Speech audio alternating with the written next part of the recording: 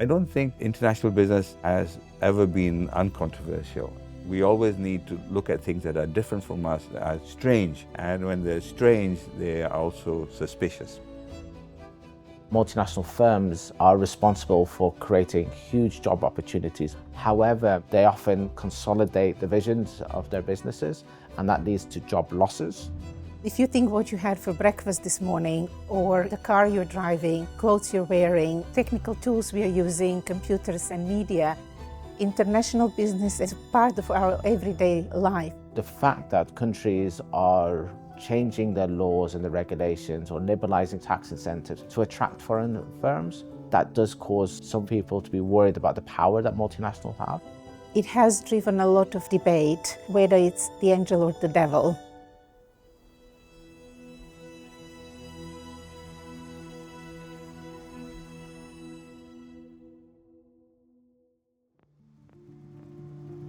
Reading impacted significantly the way we think about multinational enterprises and the way we study multinational enterprises. Buckley and Casson's internalization theory and John Dunning's OLI paradigm are the twin pillars of modern M&E strategy still.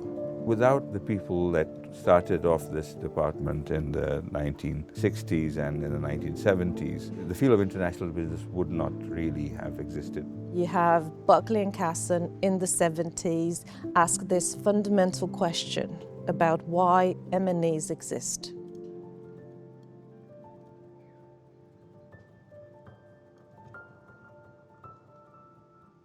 I think when we wrote the book in 1976, the perception of multinationals was that they were large exploitative companies that were seeking their own ends. To some extent, simply American dominance. Yes. And it was the Americans are taking over the world. They think they've won the war and they can do what they like. One of the sort of foundations of the Reading School was John Dunning's book on US investment in British manufacturing industry. The thing that showed was that the spread of American multinationals had benefits for the host economy. I came down, as you know, and was John Dunning's research assistant and producing greenbacks, and that's where we started talking. And John Dunning was never critical, and he was never ecstatic about your work. He made notes on it and so on. He kind of, I would describe it as presided over the department rather than interfered. So I think there was an ethos, and he allowed people to come in because you were never explicitly a member of the IB group. And so we got people who were enthusiastic about Reading who joined, like Alan Rugman, and strongly advocated in a way that the rest of us hadn't done, the Reading approach and the Reading brand and the distinctiveness of Reading. I think listening to Peter's account of things reminds me that I, to some extent, took some time to integrate into all of this because I'd been hired as an econometrician, and the econometricians all thought I was making a big mistake in fiddling around with international business. Their view was that econometrics was a very high and noble calling, requiring rare gifts of abstract thinking. That if you could do econometrics, then you had to do econometrics. The first place that an economist would look in terms of examining multinationals would be international trade theory. When I looked at international trade theory, which I studied as an undergraduate at Bristol, I found that it was more or less so theoretical, it was completely irrelevant. There was no recognition that multinationals even existed. So it was clear that we weren't going to find a sort of economic answer to these issues about what's going on by just looking at mainstream theory.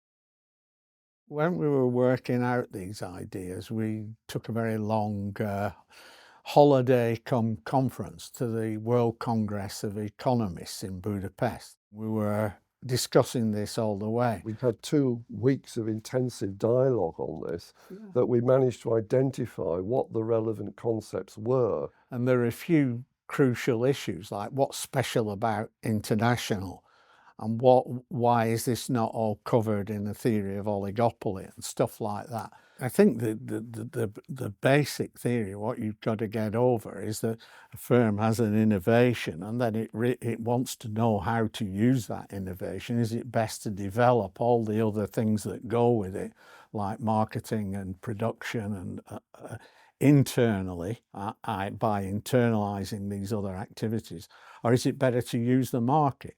In other words, do you have an internal market to do it, or do you sell it to somebody else? And that applies to licensing and so on. And the second thing you need to know is where is the best location for all these different activities. And then you build a network, and the internalization concept and the location concept interact to show the best way that the firm can grow over time. Yes, but I would prefer to be able to think of this in a broader context of optimizing.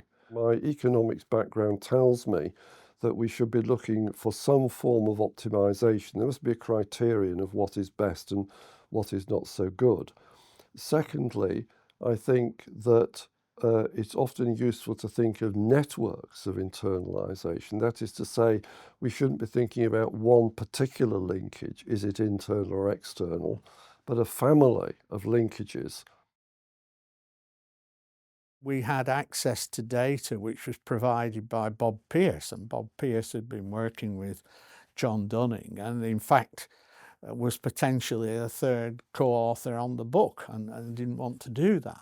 And we used Bob's data to try and test a lot of the hypotheses that came out. And the other thing about the book, I think, and perhaps we should highlight, is that we were incredibly arrogant, really.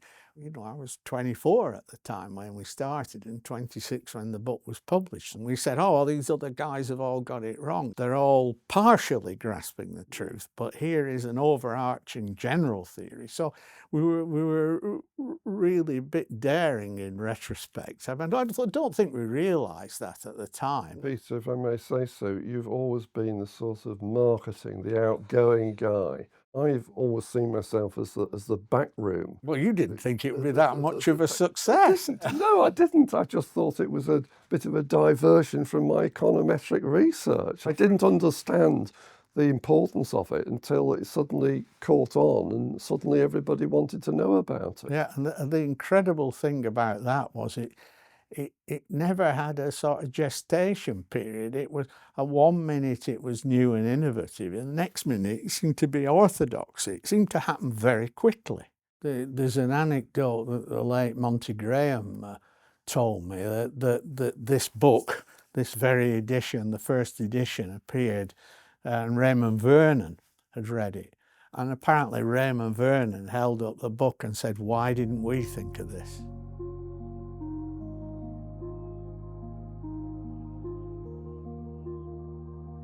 In my early part of my career, I used to work for the United Nations Conference on Trade and Development. The frameworks that we use to understand multinational firms, that was using the research and the work and the frameworks that were created from this institution, from internalization theory right down to John Dunning's eclectic paradigm. The Red Dean tradition is all about debate and questioning the role of multinational firms in wider society and how multinational firms are navigating through this sort of period of uncertainty. There is renewed interest in trying to figure out whether multinationals are a good thing for local economy. Now more than ever, it's important to look at how multinationals may increase, for instance, inequality. I'm currently looking at location choices. Where do firms locate? More specifically in developing countries, and what drives these location decisions. In my research, I'm asking about how AI capabilities influence on the firm's international expansion. Would they go out to different countries or not? My research, I'm trying to understand the behavioral side of international business, looking at how these managers come in with their own backgrounds, their own experiences, and how that influences their decision making. The world around us is quite rapidly changing. So a lot of the work that we're doing answers today's issues. Starting from just one economic efficiency discussion about how a multinational might exist to how the planet might coexist. I think this is really how the field has evolved and how we at Reading have also evolved.